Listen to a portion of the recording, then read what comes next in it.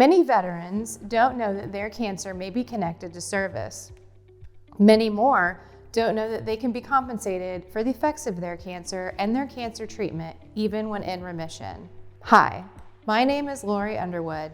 I'm a lawyer with Woods & Woods, a VA disability law firm that has helped thousands of veterans and their family members get the benefits they deserve.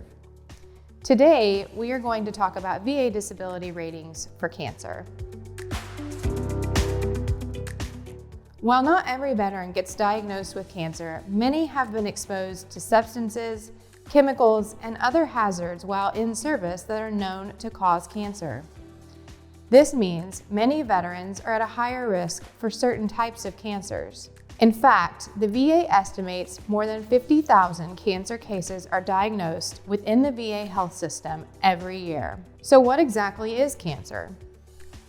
Cancer is a disease in which some of the body's cells grow uncontrollably and spread to other parts of the body. Cancers are normally named or referred to based upon the part of the body they originated in. Broadly, cancers can be categorized into solid cancers, blood cancers, or mixed type.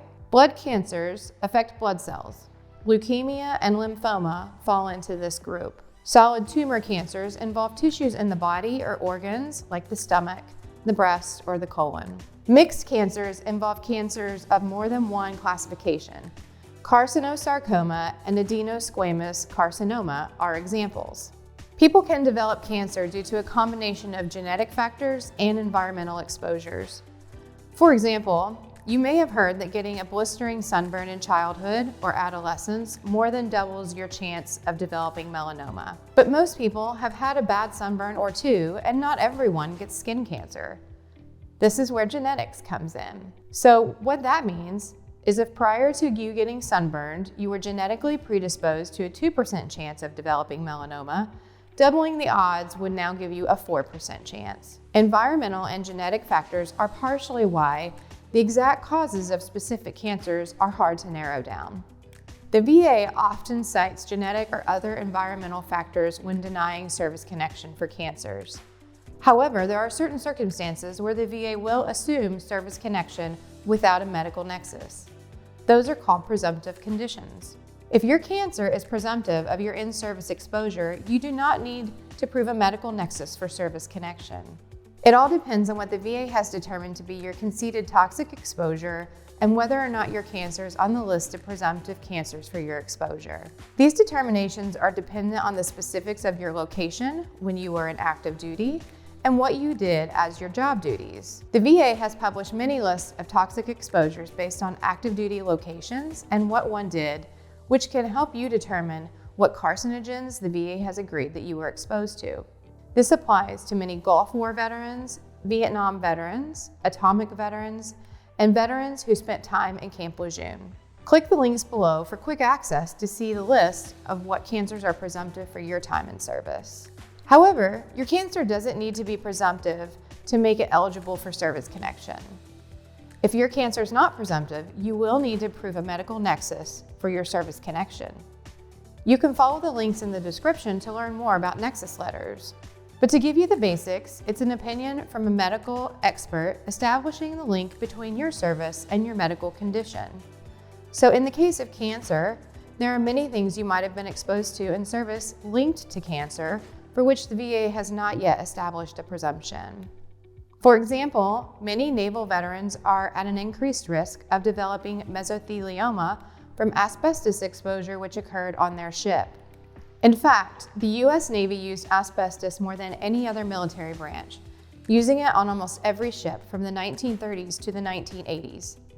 Asbestos is known to be a cause of mesothelioma, but neither asbestos exposure nor mesothelioma are presumptive exposures or conditions recognized by the VA at this time.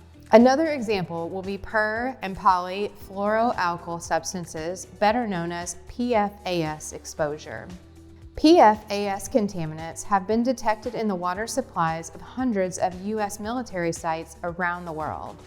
PFAS exposure is commonly linked to an increased risk of developing some cancers, such as prostate, kidney, and testicular cancers. However, PFAS exposure and these cancers caused by PFAS are not recognized as presumptive by the VA. Check out our website linked below. We have lots of information regarding toxic exposures at different military bases. So those are some ways veterans can connect their cancer to service. But how does the VA rate cancer? All active service-connected cancers are rated at 100% temporary disability. This continues for 6 months once the cancer is in remission. At that point, you would have to be evaluated and rated based on residual conditions from the cancer or your cancer treatment. A residual condition is the chronic long-term effect caused by the cancer or the treatment. Residual conditions are common and often impact quality of life and may inhibit a veteran's ability to work. For example, cancer fatigue syndrome is the most common latent effect reported by people in remission. Studies of long-term cancer survivors suggest that approximately 1/4 to 1/3 experience persistent fatigue for up to 10 years after cancer diagnosis. Cancer-related chronic fatigue is different than being tired. It may not improve much or at all with rest. This could be service-connected secondary to your cancer and rated as chronic fatigue syndrome, which may contribute to a TDIU rating if it impacts your ability to work. TDIU stands for Total Disability Based on Individual Unemployability. It's a benefit for veterans who cannot work due to their service-connected disabilities but are not rated at the 100% rate. For more information on TDIU, check out the links in the description. Some common cancer residuals are listed on the screen. These residuals can have a significant impact on your personal and professional life. For example, cognitive problems like brain fog and memory loss can make working even sedentary jobs challenging. Most careers, be it in the office or on the docks, require you to be able to quickly and reliably recall information and quickly respond to situations as they arise. Physically, heart conditions, nerve damage, or even something like incontinence can prevent cancer survivors from being able to perform occupational and daily living tasks that would otherwise be simple. Cancer can also have a long-lasting effect on your mental health. Most people understand the mental tax active cancer has on someone. It's a heavy subject full of lots of uncertainty and fear. Fewer people understand its lasting impact on a person's mental well-being. The truth is, it's a traumatic event that often leads to diagnoses like anxiety and depression. When you think of a veteran with anxiety, you may assume it came from combat or abuse in service, but surviving a life-threatening disease can lead to a claim for secondary service connection. Essentially, any part of the body can be impacted by cancer and cancer treatment. The important thing for you to remember is that you can and should file a claim for any changes to your health even after your cancer treatment has concluded, because it could very well be related. Even if you think it's not a big deal, you may be owed compensation.